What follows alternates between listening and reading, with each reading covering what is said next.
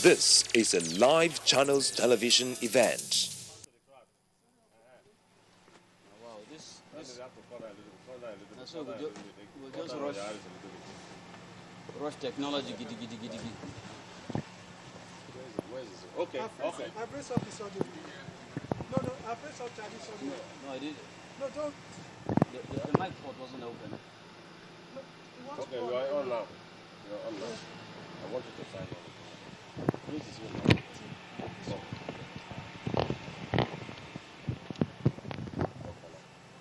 A very warm good morning from Port Harcourt, the Rivers State capital. Indeed, it's a day that's all about books and books and books and book learning and book reading and book studying.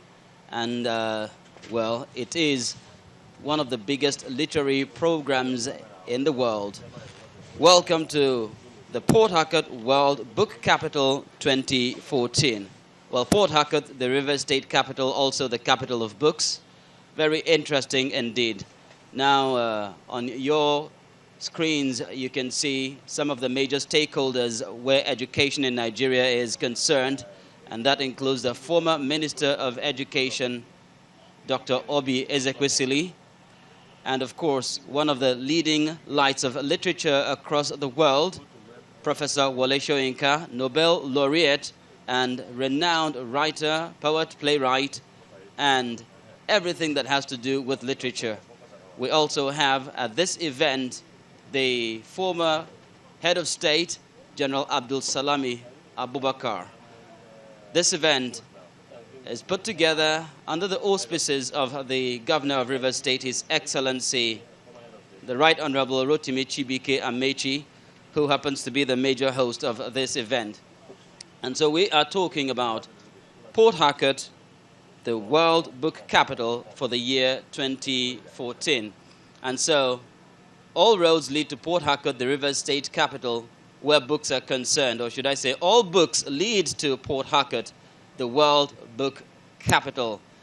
Well, the World Book Capital City, the WBCC title, is a concept initiated by the United Nations Education, Scientific and Cultural Organization, UNESCO, back in 2001. And in that year, Madrid, the capital of Spain, was nominated as the World Book Capital. The selection committee then chose Alexandria in Egypt as the capital for 2002 and New Delhi in India in 2003. And of course, that as well took care of the three major continents, Europe, Africa, and Asia, not necessarily in that order. Since 2004, nomination has been by a public call for candidature. On November the 2nd, 2001, the UNESCO General Conference adopted the Resolution 29 establishing the yearly nomination of the World Book Capital City. Well, it does not imply that there will be any financial prize, but it is an exclusive symbolic acknowledgement of the best program dedicated to books and reading.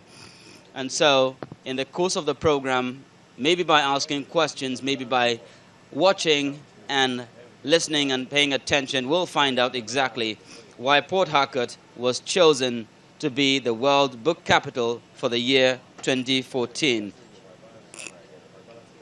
We'd also like you to know that the World Book Capital City Selection Committee is made up of a representative from UNESCO, as well as the International Publishers Associations, the International Federation of Library Associations and Institutions, and the International Booksellers Federation, the IBF.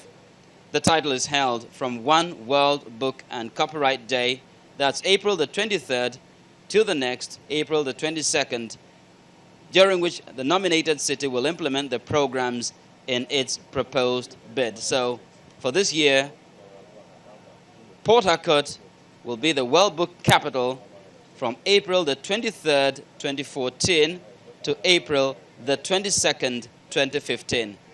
Well, we are here, and this event you're witnessing is just part of a week-long program of events that effectively kicked off on Sunday this week, Easter Sunday to be precise, with a Thanksgiving service.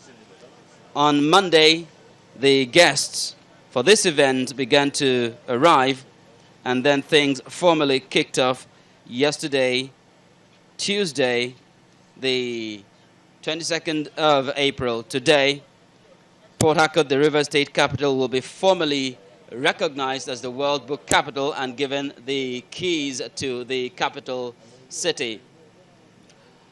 Yesterday, Tuesday, Governor Amechi opened the International Literature and Cultural Exhibition at the Atlantic Hall Presidential Hotel. And that exactly is where we are now. This event is reaching you live from the Hotel Presidential in Port Harcourt, and we are here at the marquee tent at the Atlantic Hall. Today, we will be looking, scanning, checking out the books and literary materials at the International Literature and Culture Exhibition. And earlier on, I took a trip, checked out the books, the book stands, and of course, the stakeholders who are involved in this particular event for today. The governor himself arrived about 5-10 minutes ago at precisely 10:20 a.m. The event itself is beginning somehow within its stipulated time.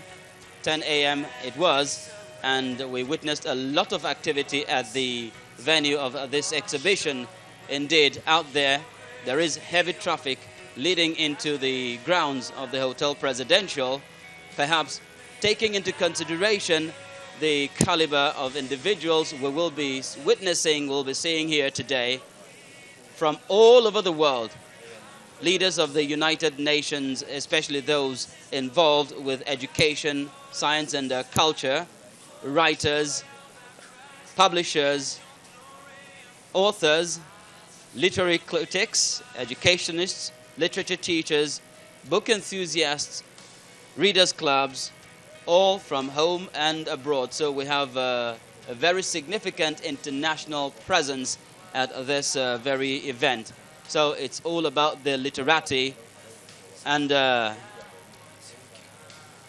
in a few minutes from now, we will be listening to the former President Abdul Salami Abubakar giving his keynote address. There on your screen a few moments ago, that was the Deputy Governor of River State, Mr. Tele Ikuru, in deep conversation with one of the leaders of society in River State. Perhaps it's books and books they are discussing.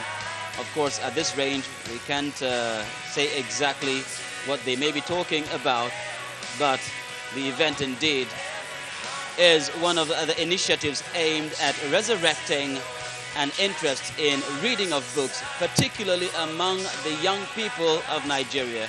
And not just the young people, even the elderly, even the middle-aged, whatever age it is believed that when you read, your mind remains alert. And so it slows down the aging process of the mind. And how do you do that? It will be by virtue of reading at least one book a week.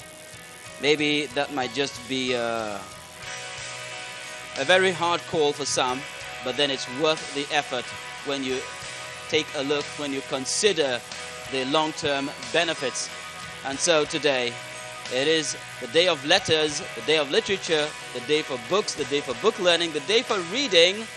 And there is a very amazing quantum of literary material at this venue.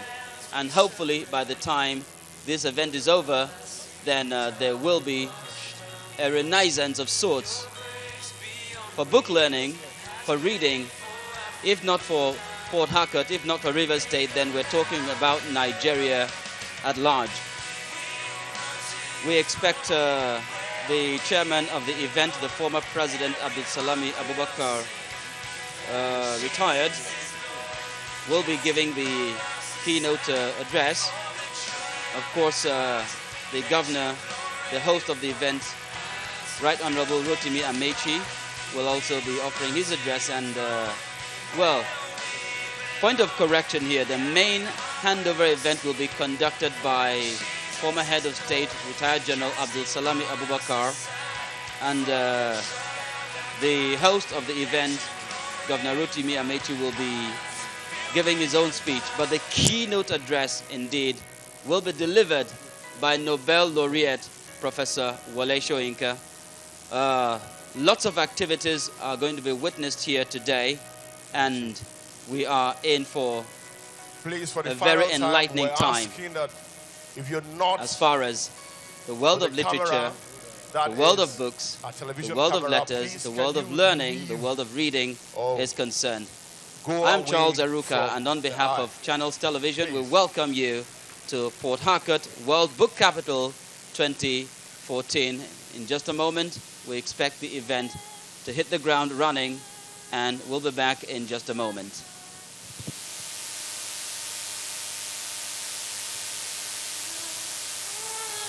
Okay, we have our children here from a government school to perform the national anthem.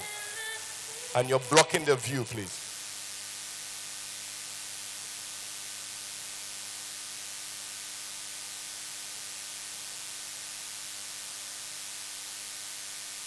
Thank you.